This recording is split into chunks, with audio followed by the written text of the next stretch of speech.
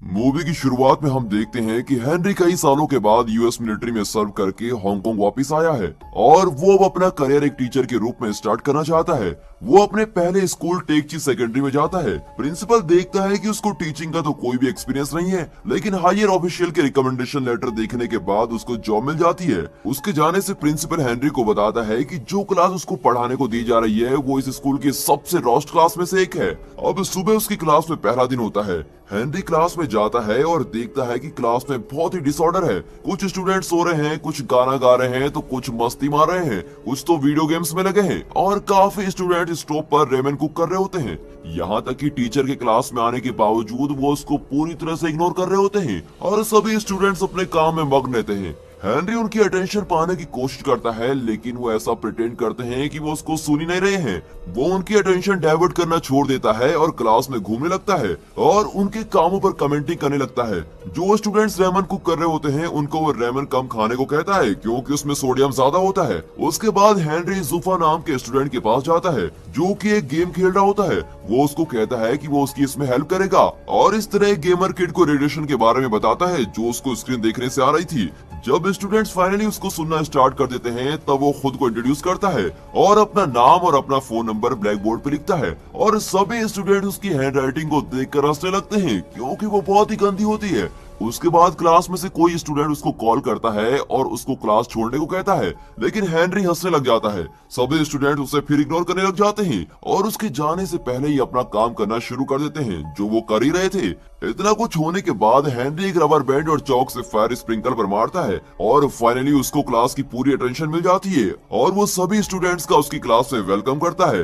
Class के बाद सबसे लोवेस्ट रैंकिंग 5 स्टूडेंट्स का ग्रुप स्पोर्ट्स सप्लाई रूम में स्मोक करने के लिए जाता है। उस ग्रुप का लीडर जैक है जिसका दूसरी क्लास की ए ग्रेड स्टूडेंट पर क्रश होता है।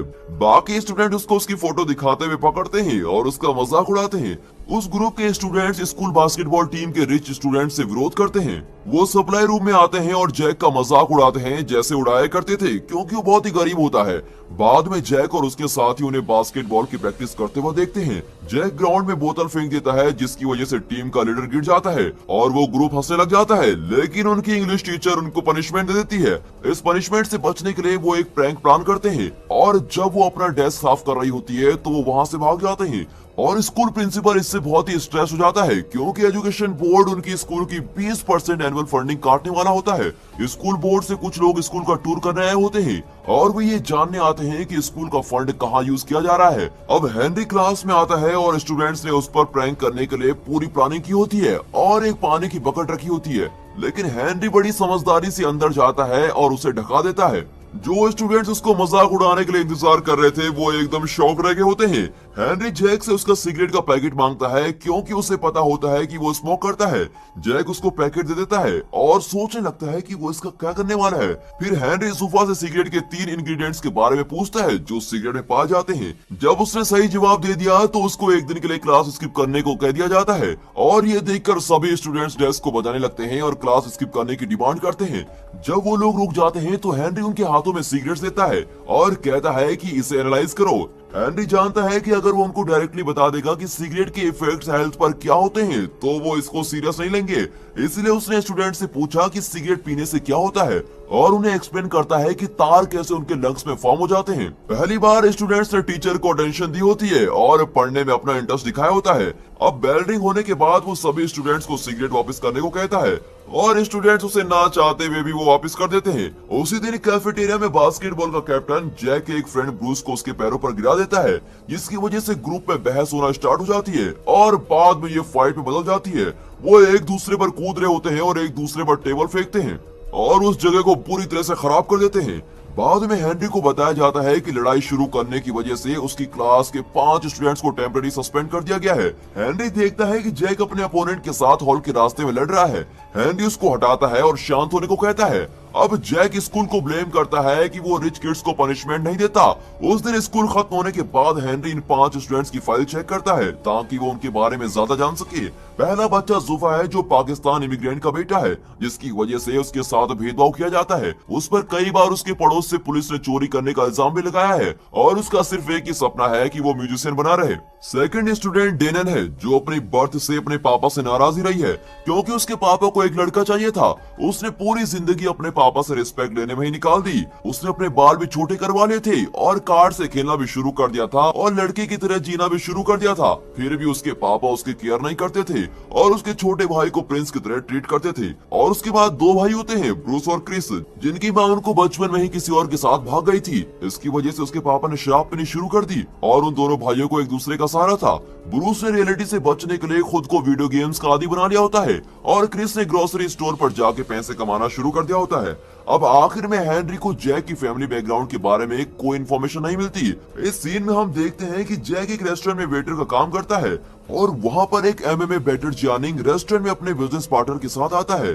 जब जानिंग नहीं देख रहा होता है तब जैक उसका फैंसी लाइटर चुरा लेता है, लेकिन बेचारा पकड़ा जाता है। जानिंग के आदमी उसको खूब मारते हैं और उसकी आईडी चेक करते हैं। अब वो ये जान लेते हैं कि ये तो एक स्टूडेंट है और वो उसको कुछ पैसे दे देते हैं और उसको फूड डिलीवरी मैन की जॉब भी ऑफर करते हैं।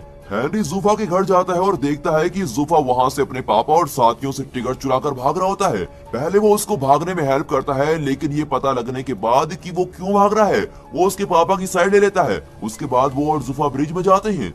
जुफा को मोटिवेट करने के लिए जो भी वो करना चाहता है वहाँ हेनरी स्ट्रीट के बैंड के साथ परफॉर्म करना स्टार्ट कर देता है। थोड़ी देर बाद जुफा भी उसको ज्वाइन कर लेता है और पहली बार स्कूल में बुलिड होने के बाद लोगों के सामने गाता है। ब्रूस और क्रिस के पापा घर लेट आते हैं और उनको स्टोर से बियर लाने को बोलते हैं। जब वो मना कर देते हैं तो उन पर वो चिल्लाता है और उनको घर से बाहर जाने को बोलता है। और अगले दिन हेनरी उनके पापा से मिलता है और उन्हें उनके बच्चों के लिए रिहैब जाने को कहता है।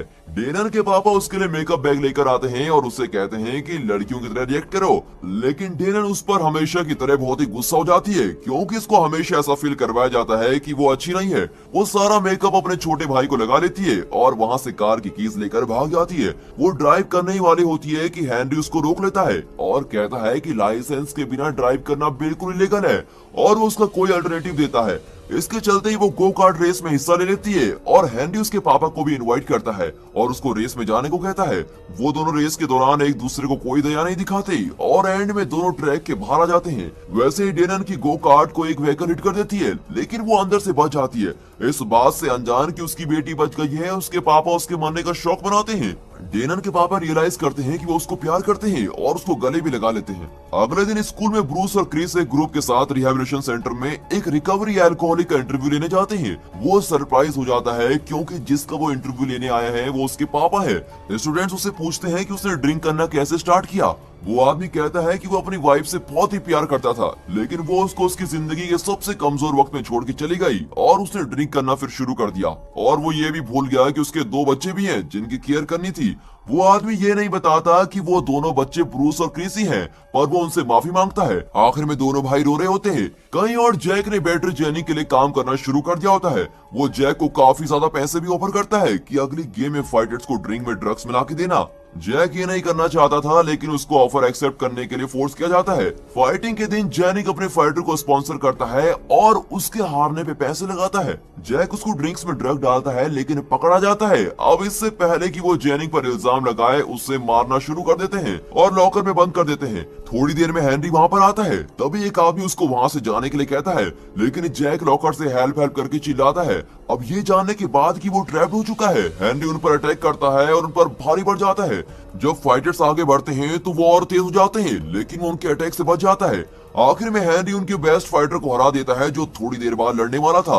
अब इस सीन में वो लोग हॉस्पिटल में हैं। यहाँ हेनरी अपने जख्मों पर दवाई लगा रहा है। जैक जेनिंग की सच्चाई बताने की कोशिश करता है, लेकिन उसको चुप करवा दिया जाता है। अब टीवी पर न्यूज दिखाई जाती है कि हेनरी ने अपने स्टूडेंट को बचाने के लिए एक प्रोफेशनल फाइटर को मार दिया। इसकी वजह से उसकी पॉपुलैरिटी पूरे स्कूल में बढ़ गई होती है और सभी स्टूडेंट उसकी रिस्पेक्ट करना शुरू कर देते हैं और अब से सभी स्टूडेंट उसका क्लास में बिल्कुल अच्छे से स्वागत करते हैं। फ्लैशबैक में हम देखते हैं कि हेनरी एक प्रैंकस्टर होता है। जब वो स्कूल में पढ़ता था, उसने एक स्टूडेंट पर वाटर बलून भी फेंके थे जो किसी इवेंट में पेरेंट्स के लिए पियानो प्ले कर रहा होता है। बाद में हेनरी की उससे लड़ाई हो जाती है और उसका हाथ भी टूट जाता है और उसको फाइट के लिए सस्पेंड कर दिया जाता है। उसी दिन स्टूडेंट्स हेनरी को अटेंशन देना शुरू कर देते हैं जब वो पढ़ा रहा होता है और अपने आने वाले कॉलेज एंट्रेंस के लिए काफी मेहनत करते हैं। ब्रूस के सिवा सब स्टूडेंट्स अच्छा कर रहे होते हैं। ब्रूस को गोलियों की एडिक्शन हो गई होती है। ये पता चलता है कि जब क्रिस घर की प्रॉब्लम्स को इग्नोर करने के लिए वीडियो गेम्स का सहारा लेता है तो वहीं ब्रूस ड्रग्स लेना शुरू कर देता है क्योंकि वो स्टडी में फोकस नहीं कर पा रहा था। इसीलिए उसका मॉक एंट्रेंस टेस्ट भी बहुत बुरा हुआ। हेनरी उसको प्रॉमिस करता है कि वो उसकी हेल्प करेगा, लेकिन ब्रूस वक्त के साथ और भी डिप्रेस होता चला जाता है और वो घर की बालकनी से जंप कर देता है और वो जल्दी से हॉस्पिटल जाता है, लेकिन वो कोमा में चला जाता है। मीडिया इस बात को उछालती है और ब्रूस के मरने का ब्लेम स्कूल और हेनरी पर डाल देती है। कुछ ऑफिशियल्स एजुकेशन बोर्ड से हेनरी का इंटरव्यू लेते हैं और उसका टीचिंग का लाइसेंस वापस ले लेते हैं। जब वो अपने बैग पैक कर रहा होता है और स्कूल छोड़ के जाने वाला होता है तो सभी स्टूडेंट उसके पीछे आ जाते हैं और उसको रोकने लगते हैं। हेनरी के जाने से उन सभी का दिल टूट जाता है और वो जानते हैं कि अगर वो अपने अपकमिंग टेस्ट में अच्छा करेंगे तो उसको प्राउड फील होगा। अब उसकी रिस्पेक्ट करने के लिए वो लोग उसी दिन से बहुत ज्यादा पढ़ने लगते हैं ताकि वो एजुकेशन बोर्ड को बता सके कि हेनरी एक बहुत ही अच्छा टीचर है। अब टेस्ट के दिन जैक और बाकी सभी स्टूडेंट्स को हेनरी की तरफ से एक मैसेज आता है कि वो उनसे एग्जाम के 1 घंटे पहले स्कूल में सभी से मिलना चाहता है। जब सभी स्टूडेंट्स स्कूल में इकट्ठा हो जाते हैं तो उन्हें पता चलता है कि ये सब जानी का प्लान था कि वो सब स्कूल में फंस जाएं और एग्जामिनेशन हॉल में टाइम से न पहुंच पाए। उसने ये हेनरी को सबक सिखाने के लिए किया था। थोड़ी देर बाद हेनरी स्कूल पहुंचता है और उसको जानी के प्लान के बारे में सब पता चलता है। वो सभी स्टूडेंट्स को वहां से फ्री करता है और जानी के सभी लोगों से लड़ता है ताकि वो स्टूडेंट को कोई भी नुकसान न पहुंचा सके।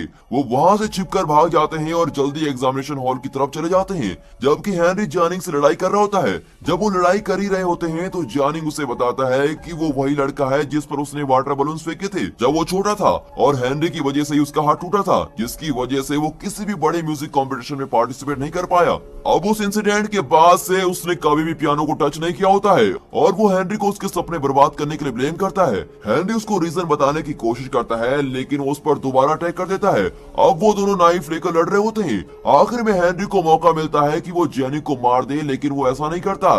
हेनरी ने जो भी बचपन में किया था उसके लिए उससे माफी मांगता है और वहां से चला जाता है। स्टूडेंट्स एग्जामिनेशन हॉल में पहुंच जाते हैं और अपना टेस्ट कंप्लीट कर देते हैं और कुछ हफ्तों बाद वो सब अच्छे नंबर से पास भी हो जाते हैं। जानिंग भी दोबारा पियानो चलाना शुरू कर देता है, लेकिन उसको बहुत ज्यादा प्रैक्टिस की जरूरत होती है क्योंकि वो पहले जैसे तो बजा नहीं पाएगा ना। अब ब्रूस भी जल्दी रिकवर होता है और वो प्रॉमिस करता है कि वो नेक्स्ट ईयर के एंट्रेंस टेस्ट देगा। स्कूल के प्रिंसिपल भी बहुत खुश होते हैं क्योंकि बोर्ड ने उनको 20% बोनस फंड देने का डिसाइड किया होता है क्योंकि सभी स्टूडेंट्स ने एंट्रेंस टेस्ट में काफी अच्छा किया होता है। हेनरी वापस आता है और अपने दूसरे बैच पर फिर फायर स्प्रिंकल की ट्रिक करता है और यहाँ पर ये मूवी खत्म होती है। And finally thanks for watching.